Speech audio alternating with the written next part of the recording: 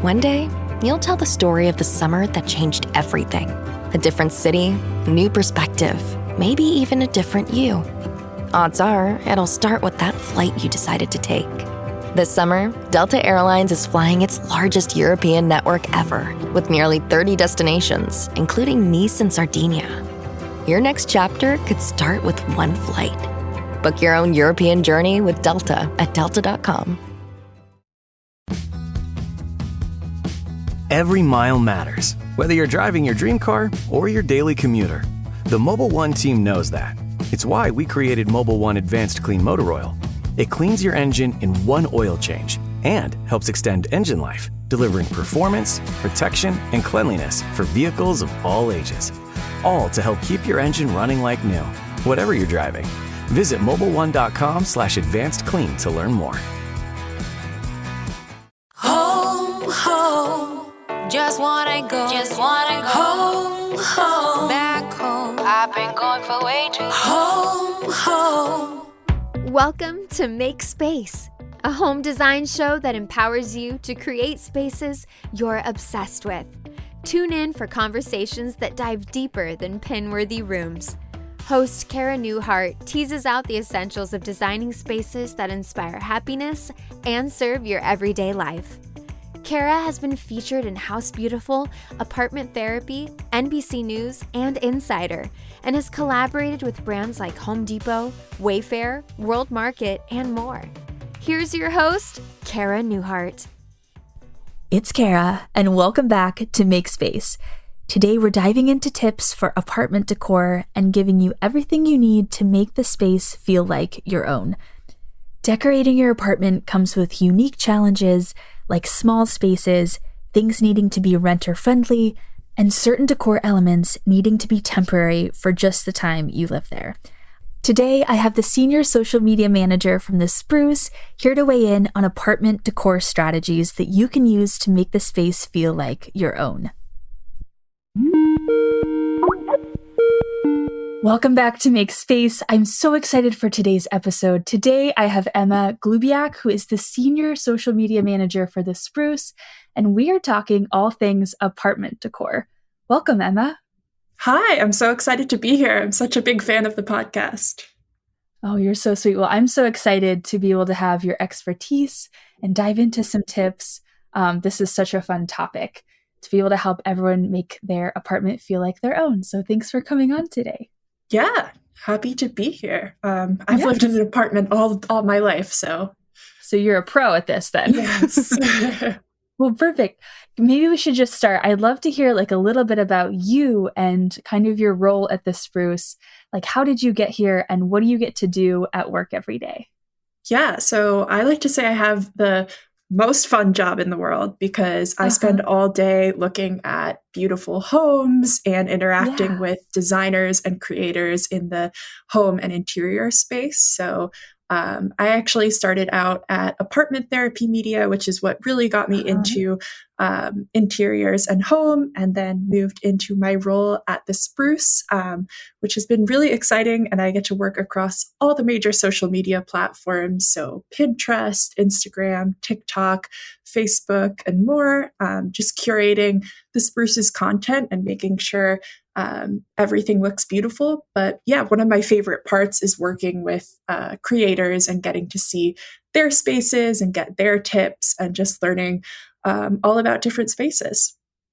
Yeah, how cool. You get to just like sift through all the inspo and like pick the best and curate inspo for the social media. That's like such a cool role. Yeah, definitely. Yeah. Well, I would love to dive into kind of how to spruce up your apartment and like talk about, some renter-friendly tips and decor ideas for small spaces. So as we get started, what do you think, why do you think it's important that everyone makes their space their own, even though living in an apartment might be temporary, might be short-lived? Why do you think it's important to make it your own? Yeah, I think it's so important. I think if the last few years in the pandemic have taught us anything, it's that having a really comfortable, welcoming home can make all the difference in terms of your mental health and just your general happiness. And so even if you're a renter, you can make your space feel customized to your needs and your style. And so at the Spruce, we always say you want to come into any task at home with a plan. And so the biggest, I think, plan you have to have as a renter is, of course, that how you're going to change everything back to what it was if you eventually have to move out. But other than that, you can pretty much do whatever you want. I think a lot of people put limits on themselves when it comes to rentals, and you really don't have to limit yourself. The only real thing you need to think about is how you're going to change your space back to what it was when you moved in. Yeah, that's like your only constraint, really. Yes. I love that because I think the spaces we surround ourselves with do so much for like our mental health, even just like our work life, home life, feeling like inspired or recharged or energized. So I think it's so important. So I love that we're giving everyone some good strategies and tips for how to do that because it can be intimidating. I think things have come a long way. Like there's so many good project ideas out there for renter-friendly hacks for getting, on-trend design in a renter-friendly way, but it can still be intimidating, especially if you feel kind of, constrained by your apartment, whether because it feels short-lived or you don't have like space to do things with tools, but there's ways around it. So I'm so excited to dive into this, but let's talk about some tips for small spaces and like how to make the most of them. So what are some ways you can be like intentional about function in your space and kind of make sure that every area has a purpose? Yeah, so I'm all about creating zones, which is something you hear a lot in interior design, but I think it's especially important in small spaces. So that basically means thinking through kind of the function of every area that you're creating, whether you're looking to create a small dining area in an open concept living room, kitchen, which a lot of apartments have, or a lot of people had to create workspaces and didn't necessarily have separate offices. But just thinking about kind of how every spot in a room or in an apartment functions, and thinking through each space differently. And one tip I have for that is using area rugs to really clearly define each zone. So I have my desk setup is in my bedroom, which I know is relatable to a lot of people, but I have a rug that kind of is underneath the bed and in the main bedroom area, and then a much smaller rug in my work area. And so that's how I define those two zones, and they feel separate. I like that a lot, especially for really open concept apartments where it kind of feels like one big area. A lot of times you have like your kitchen, your living room, it's like one big space. So the rugs can really like visually offset everything and help kind of dedicate spaces to particular uses. So I really love that tip. Yeah, definitely. And another way to do that is with lighting. So I think lighting is something that maybe is a little less approachable to renters, but switching out your light fixtures or even adding light fixtures like floor lamps or table lamps in different areas can make your zones feel very separate. Yes, exactly. Especially because I remember like some of the apartments I've lived in didn't really have great lighting. Like they had like one overhead light per room. So it's like you really need kind of more different light sources. It feels like it looks more polished and it does help create like those spaces. When we think of zones, so we have like our workspace zone, we have like maybe a dining room zone. Are there any other like zones that people could think through when they're like dedicating those spaces? Yeah, so it depends on definitely your needs. I think a lot of families will have a zone where that's dedicated to, if they can't have a playroom or a toy room, they'll have an area dedicated to their children's toys or games, or even little furniture for the kids. I think another common zone that we see is if your living room is typically centered around the TV, but you might want to have a different zone more dedicated to entertaining or conversation if you entertain a lot. So that might have chairs facing each other rather than facing a TV, or even a bar cart. But it really depends on what you want to use your space for. So if you're not having dinner parties or having people over, it probably doesn't make sense to dedicate an entire corner of your living room to a bar area or a conversation area. Exactly. So you probably have some personal experience with this, but when you're creating these zones, do you like do it at the beginning and you like kind of make a list and write out everything you think you want? Or do you kind of do it as you go, like as you live in the space, you're like, oh, actually, this would be good for this kind of area? Yeah, so I think it definitely depends. I think I moved actually about a year and a half ago. And the apartment I was in before that move, I was not intentional about my zones. It was a tiny, tiny 2-bedroom apartment. And then the pandemic hit while I was living in that apartment. So I didn't have really space to create a workspace. Our living room didn't really make sense. And so I learned a lot from having the experience of not really having a space that suited my new needs in a work from home world. And so when I was moving into this current apartment, I was much more intentional about having a dedicated workspace. And my previous apartment was much too small to have a dining table. And that's something I really, really wanted in a new apartment. So I made sure that when I was figuring out how I was laying out my living room, that I would have a zone for a very small, but still a functional dining table. So I think learning from, it's okay if you make a mistake or if one space doesn't fit your needs, you can always learn from that. And I think that's very valuable as well. Yes, I love that. I love that approach. So along the lines of zones, we have like these work from home spaces that many of us now have to incorporate into our space when maybe we didn't before. And I know like the bedroom is a super common place to kind of add a desk.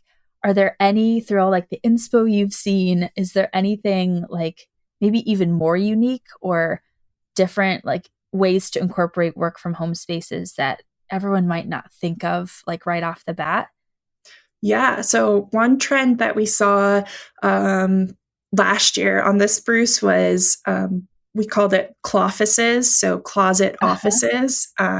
So a lot of people were converting, if they had a slightly larger closet, they were converting that into a workspace. And it didn't necessarily have to be a full walk-in closet. Sometimes people would actually remove their closet door and just have the kind of inlet for their desk. So it felt like a slightly separate space, even if you weren't able to completely close a door and have like a walk-in closet office. And that was really lovely because that was taking something that you already had, but really making it function for your new needs. Of course, then you have to figure out what you're doing with all the stuff that was in the closet before. But so it's a trade-off, but it was definitely a fun trend. And people would use wallpaper in the closet to make it really pop. And it was a lot of fun. I love that. Yeah. Just kind of like visually separating the space with like a pattern or paint or something. And then, yeah, getting a few extra square feet, especially if you happen to have a closet that's not your main closet, that's like perfect. So that's so cool. Okay. So another important design strategy is using that vertical space. When you're in a small space, you have to think like, you know, how can I go up? Because you only have so much floor space.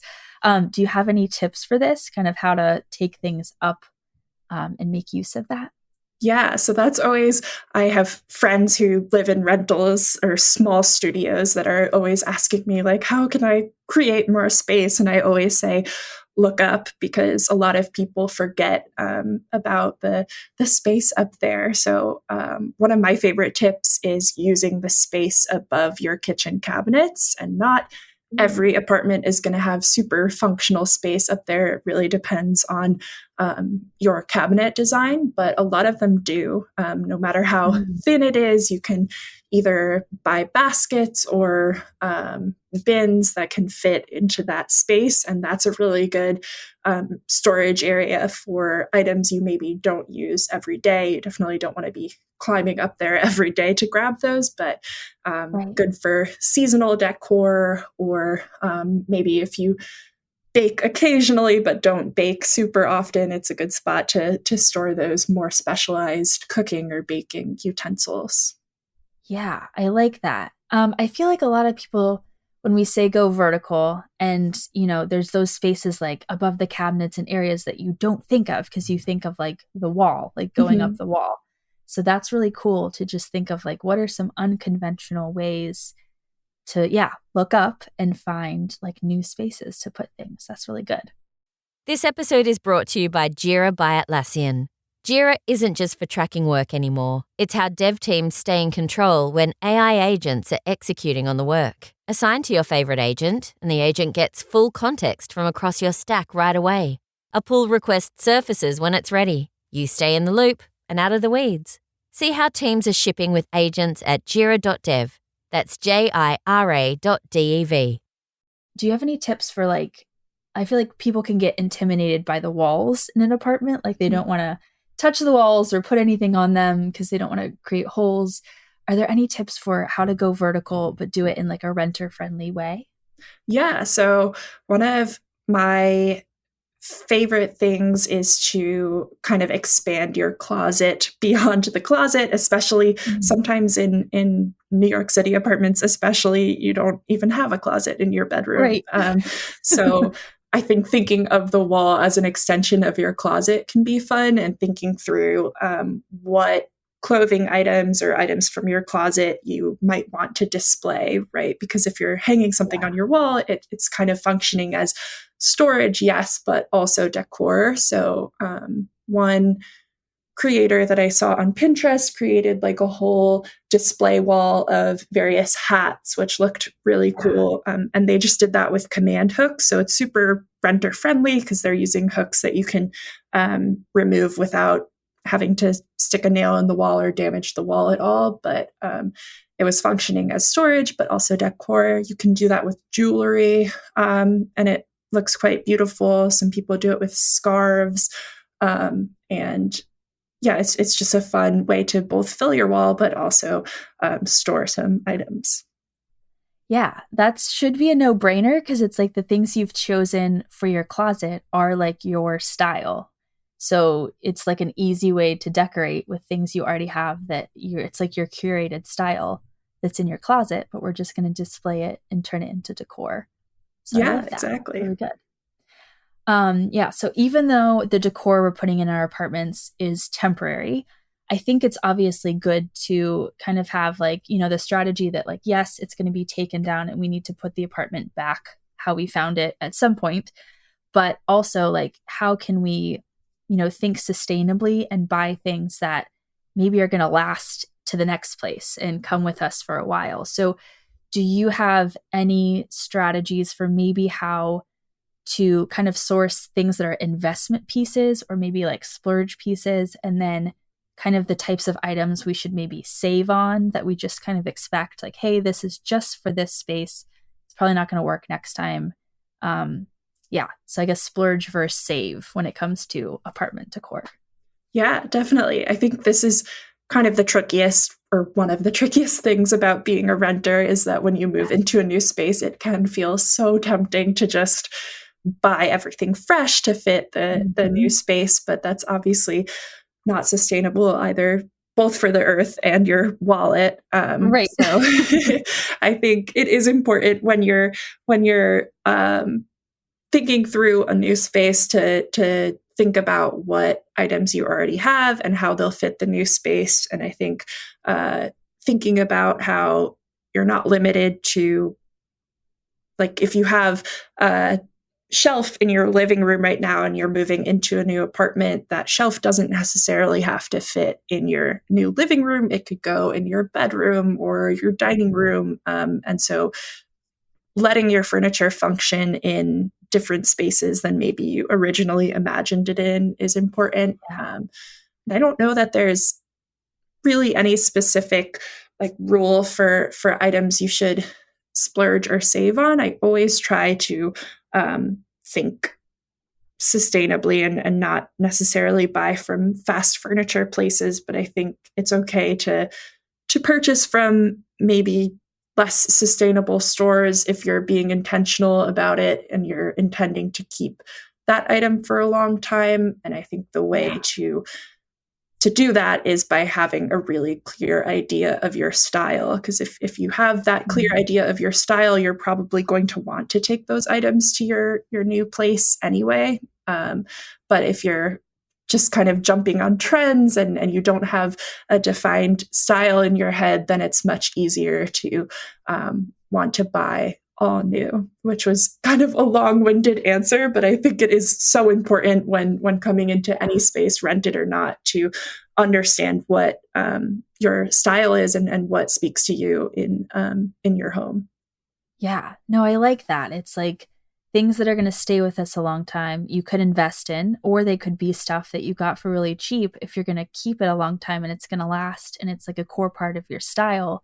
Like definitely works both ways. But I like that idea of like kind of not copying and pasting your same items, like living room items go in the next living room. Like how can we remix? Not only is that going to help things like feel fresh when you go to a new space, but also it'll help you like repurpose and not have to rebuy if you kind of approach it from that thought process of like, this could go anywhere. Right, exactly. I had a thrifted, not necessarily a bar cart, but like kind of a storage cart in my last apartment that I was using in my bedroom to store like makeup and other cosmetics. But then I didn't really need that in my new bedroom in my newer apartment. But I didn't want to just get rid of this cart. So it's actually now in my kitchen. It's where our coffee maker and all our tea and coffee supplies are, which I never would have done if I hadn't thought through like, oh, I don't want to get rid of this furniture piece because I really love it, but I don't have a use for it in its original home.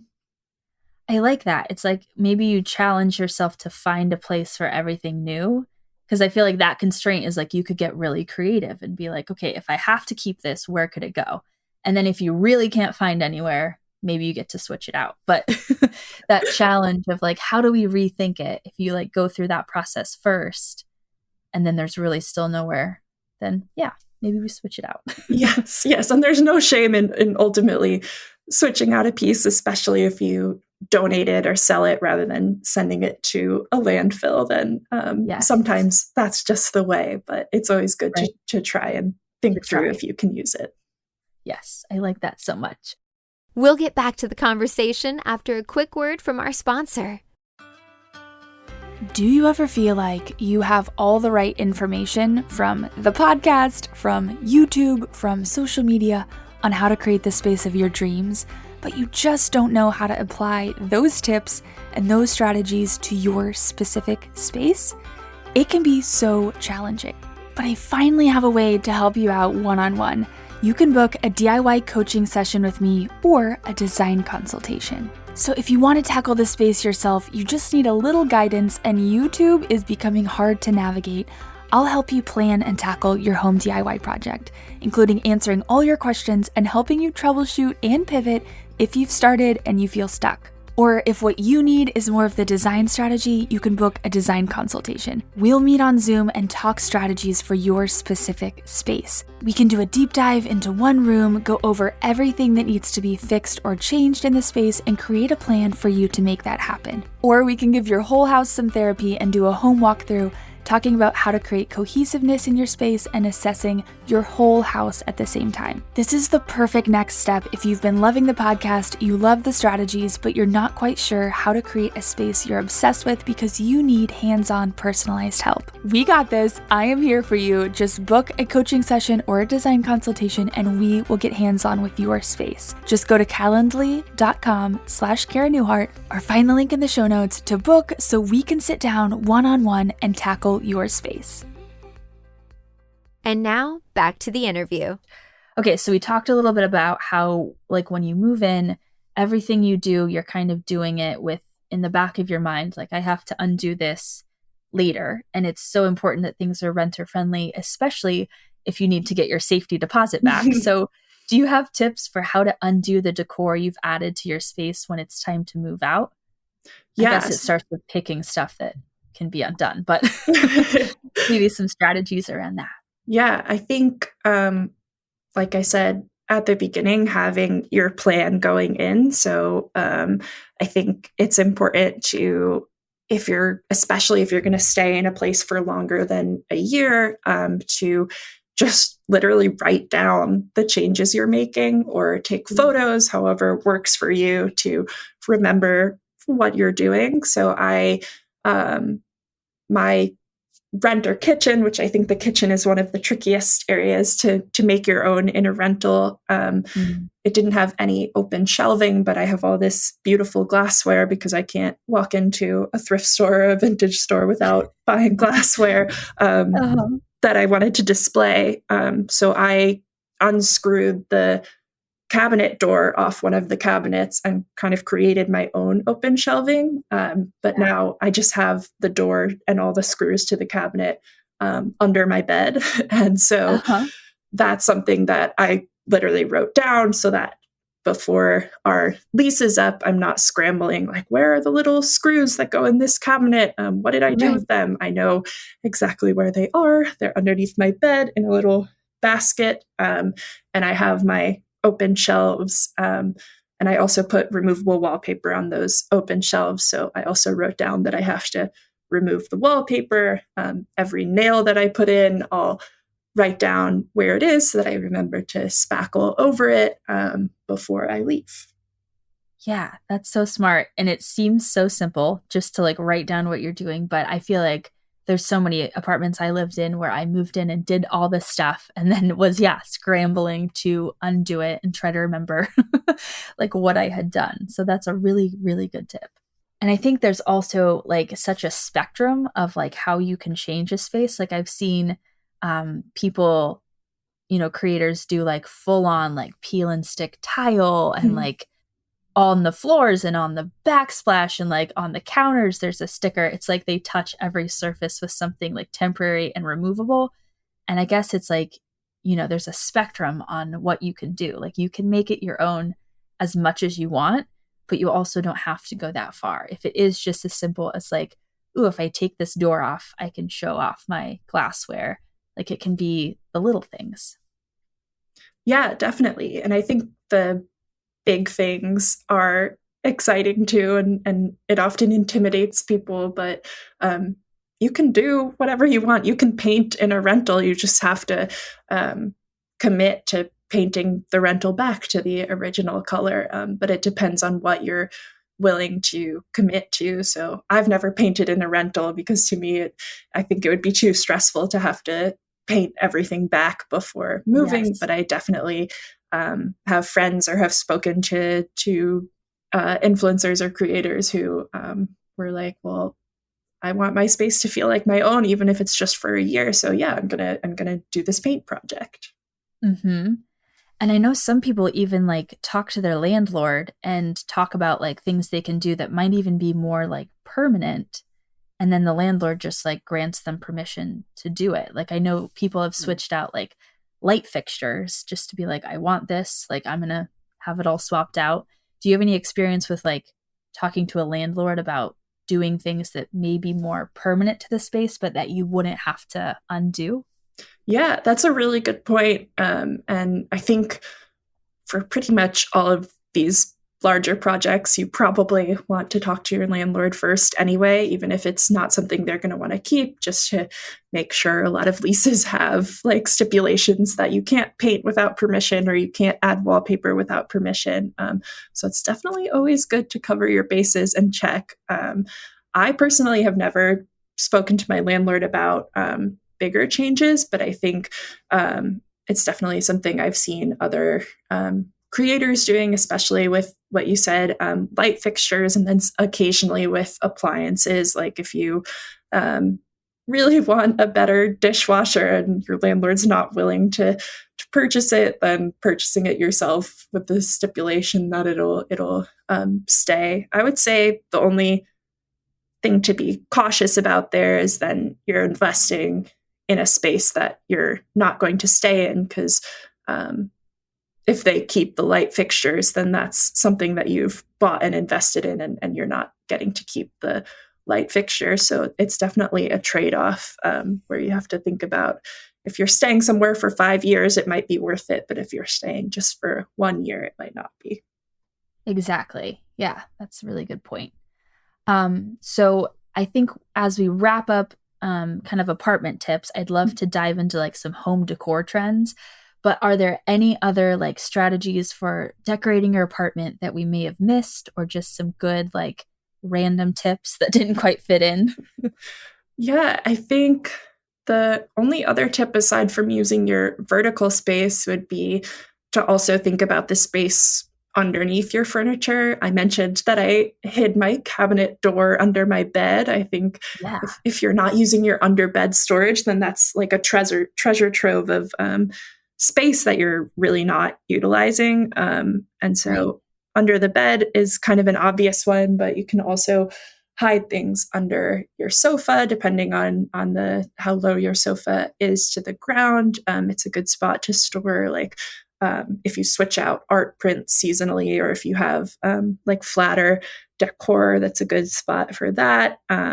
But yeah, so I think thinking about the vertical space, but also thinking about kind of behind or under furniture where you can sneak in some extra storage. Yeah, that's really smart, especially for items that it's like you don't want to get rid of, but they might not fit this particular space, like a piece of art or an accent mirror or something where it's like, you want to keep it. It just doesn't work in the space you're in. You can totally like stash it, behind the couch or somewhere sneaky so you can keep it. I like that.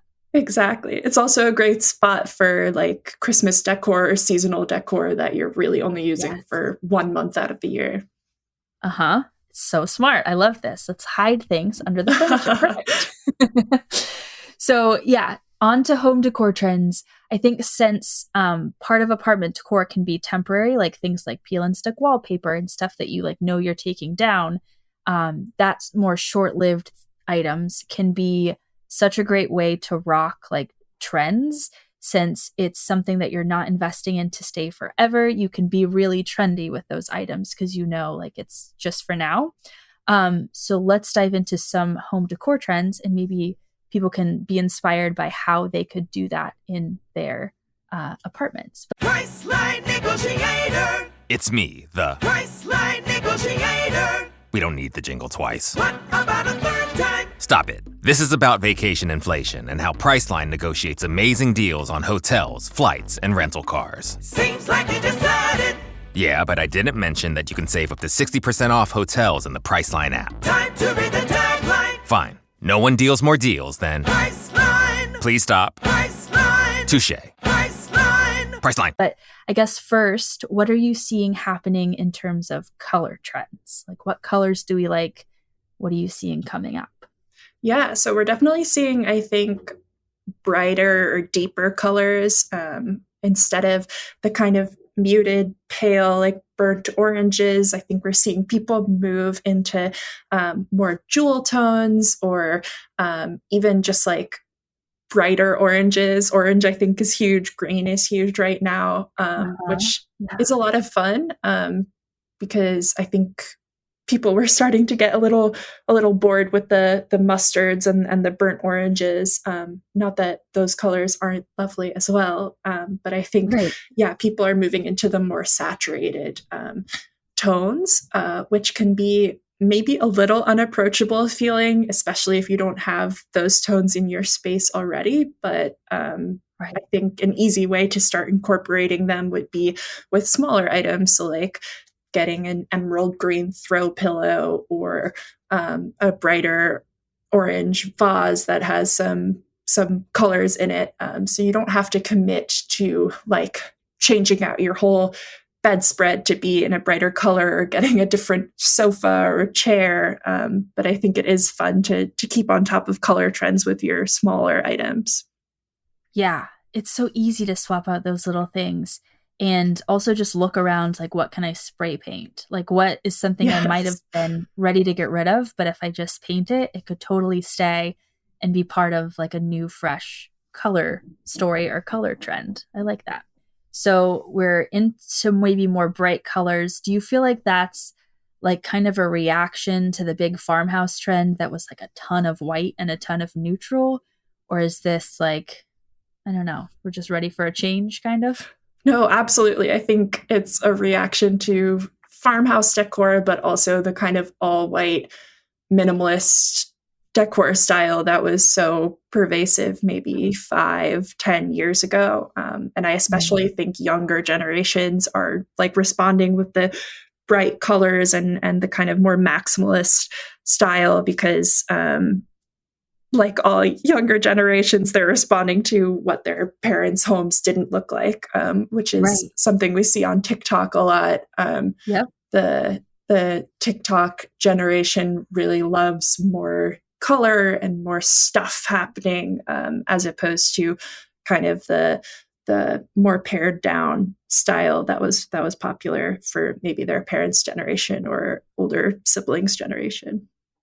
Right. It's so funny. I'm like seeing it in fashion. I went to Target the other day and it was like the outfits look like 70s prints, like very bright and colorful, but it's like a weird mix. It's like 90s trends are back and then some 70s stuff and some 80s like mullets, and we're just mashing it all up. But it was like a ton of color.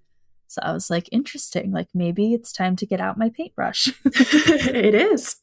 Yeah, it is. So as we move into summer, do you have any trends you're seeing for like outdoor entertaining that might be really good for apartments, like more apartment friendly outdoor trends?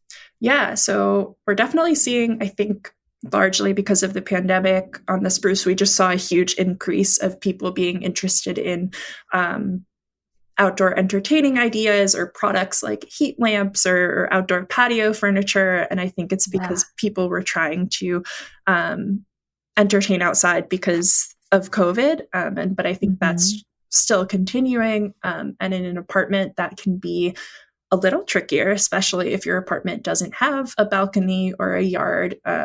But I think one fun thing is to have either furniture or small items that you can store away for picnics. We've just seen a huge rise in people entertaining via picnics in public spaces, so parks or playgrounds. And those picnics have kind of decor and place settings and things that you wouldn't believe. There are now companies that you can hire to set a beautiful picnic for you, but you can also do it yourself just through having either folding chairs or blankets and kind of cheaper place settings. But I think the picnic idea is a lot of fun if you live in an apartment because you can always have a picnic at a park. Yes, I love that so much. That's been like such an interesting trend to follow on TikTok because I was seeing like I don't know, like picnic baskets. People went and got like thrifted glassware from Goodwill, and, like brought the glassware on the picnic, and it was very like up-leveled and like a bougie picnic. And then everyone like cuts their cake with wine glasses. You like stick your wine glass down and grab the cake. I was like, this is so fun. But yeah, I love that thought. It's like the outdoor entertaining in your apartment space doesn't have to be outdoors at your apartment. Like you can go, you know, a lot of apartments have those like joint community spaces with like maybe a courtyard or a public park. So thinking of entertaining not just at your house, but like, kind of in more of those shared spaces. I like that a lot. Exactly. Do you have any tips for like where to store that? I guess some of it, it's like you could keep in your kitchen, like your glassware and stuff like that. But are there any maybe outdoor like storage strategies for how to keep things like cushions or pillows or kind of those items? Yeah, so I'm a big fan of the folding chair, and I think those have come a long way in terms of style. So I think folding chairs are great just for entertaining in general because I think what a lot of people realized over the past few years is that they don't necessarily need to have their space, even indoors, be entertainment ready 24/7. You can have items that are multifunctional or that you can pull out just when you have people over, since you're probably not going to have people over that often, it makes sense to have your space set up for how you use it the most often. And so folding chairs are a great way to do that. And most of them just fold up pretty flat, so you can store them under your sofa or in the corner of a closet. And a lot of those are indoor, outdoor. And they don't have to be like the ugly metal folding chairs or like the camping chairs. There are a lot of nicer patterns or colors that you can get those in now. Yeah, those have come so far. I feel like we bought some like really pretty like white ones for like when we do Thanksgiving dinner, and they're indoor, outdoor, and they're like so cute. Like you could leave them out if you wanted, but definitely multifunctional. I love that.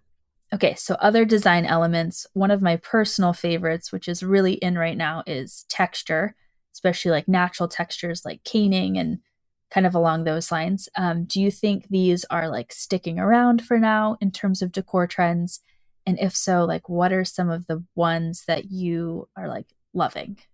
Yeah, I think they definitely are here to stay. I think cane, which you mentioned, is kind of a timeless, like we saw it in the 70s and now it's back in style, and maybe it felt a little dated somewhere in between there. But I think if we see a material that has kind of a life like that, where it was popular and then less popular and now is popular again, that kind of points to the fact that it is here to stay. And there are timeless pieces that you can get with like rattan or cane in that style. So that's definitely one of my favorite ones. I think those chairs with the cane backing are super popular, and I think those are pretty timeless for dining chairs. I'm also really loving just generally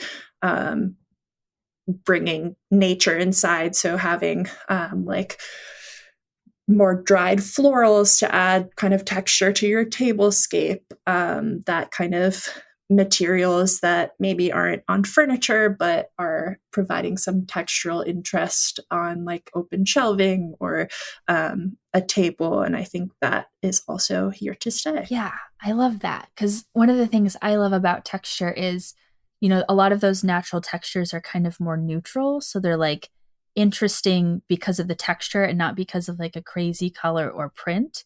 So there's such great like bases. Like it's like if you have a chair that has caning, then you can switch out a throw pillow in whatever color you're loving at the time. But the chair itself is like interesting and a good like base. But I love the idea about dried florals too. It's like fresh flowers are amazing, but I feel like people sleep on like dried florals because they think like, okay, either the plant is real or fake. And if it's real, it's alive. But the dried version is like such a good middle ground because they look more real, because I mean they are, but also they have that really good texture. They have some color, and yeah, I think they're also more like sustainable than the plastic stuff. So I really love that tip too. Yeah, definitely. Yeah. Okay, so are there any other fun home design trends that listeners should explore in their spaces? Yes, I think we're also seeing, I mentioned with the folding chairs, but I think for a lot of furniture, people are looking for items that can function in multiple ways. So I think one thing I was looking for when I was moving into my new apartment was a coffee table that you can like lift up to be a table. Because as I mentioned, I don't have a very large dining table, but I love to have people over for meals. And so being able to lift up the coffee table makes it much easier to entertain. And we were speaking about home offices earlier, but I think there's a ton of multifunctional furniture you can get for a home office, like a desk that attaches to either a shelving unit or a wall that you can just fold out when you're working and fold back up when you're not working, is something that I think we existed certainly before the pandemic, but now there are a lot more high quality or high design options that are super, super functional. And then also just, I think we have a lot more options for really stylish storage now than ever before, which is amazing. Like you can get a shoe rack in a that like is in a bright color or has like really cool texture, which it's really lovely to be able to kind of extend your design style to these functional pieces. Yes, I love that because I feel like in terms of making the most of a small space, like those zones, you know, multifunctional is like the third piece. Like we're doing zones, we're doing vertical space, and then having things that are multifunctional. It's like you're really getting the most possible out of a small space. And multifunctional pieces have come so far. I feel like that's one thing that came out of like the pandemic that we saw was everyone was like stuck with a space that they maybe hadn't lived in as much as they had ever lived in. You know, if like they were out of the house doing activities, like now you're here, you're living in your house and you have time to sit around and be like, wait, this is not like serving me. And there's like changes I need to make, and finding ways to like have dual purpose pieces was like one of the best trends to emerge, I think, because it wasn't just visual. It's like blending the aesthetics and function in a way that's like so good. You have things that look beautiful and function multiple ways. It's like a design win all around. So I love that. That's trending. And I think it's definitely something to look at because it's such a simple swap that can really like influence your everyday life, how you operate in your house. So I love that one. Yeah, exactly. So for everyone that maybe is new to the Spruce, where can they find you online? And are there any resources you'd recommend for listeners that are new? Yeah. So you can find all of our content on thespruce.com. And I'd recommend looking at our decor section of our website. We have everything broken out by different design styles, so it makes it really easy to find tips and resources for your specific design style. And we're also on every social media platform at the Spruce Official, and there you'll see little video tutorials and images also with tips on how to make your best home. Yes, I would definitely recommend following along on social. It's one of my favorite things when I see new posts because the inspo is just so amazing, which I think is a credit to you probably for pulling that together. So yeah, definitely recommend everyone go check it out. Thank you. Well, thank you so much for your time. This episode was so helpful. I love all of the tips. And I had the best time. And thanks for sitting down with me. Thank you. It was so nice chatting with you. Yes. Psst. If you're still here, that means we need to be friends. Hop over to Instagram and follow me at Never Skip Brunch if you want DIY projects and more design inspo. Or if you want to get connected for podcast-specific updates, hop over to Make Space Pod and you can stay in the loop for when new episodes drop. See you on Instagram. I'm on my way back home. Thanks for listening. If this is your first time listening in, be sure to hit that subscribe button so you can stay in the loop with the newest episodes. If you're a subscriber and you love the show, be sure to rate, review, or a screenshot and share your favorite episode on social. You're listening to this podcast, so I know you've got a curious mind. Here's a helpful fact you may not know yet. Drivers who switch and save with Progressive save over $900 on average. Pop over to Progressive.com, answer some questions, and you'll get a quick quote with discounts that are easy to come by. In fact, 99% of their auto customers earn at least one discount. Visit Progressive.com and see if you can enjoy a little cash back. Progressive Casualty Insurance Company and Affiliates. National average 12-month savings of $946 by new customers surveyed who saved with Progressive between June 2024 and May 2025. Potential savings will vary.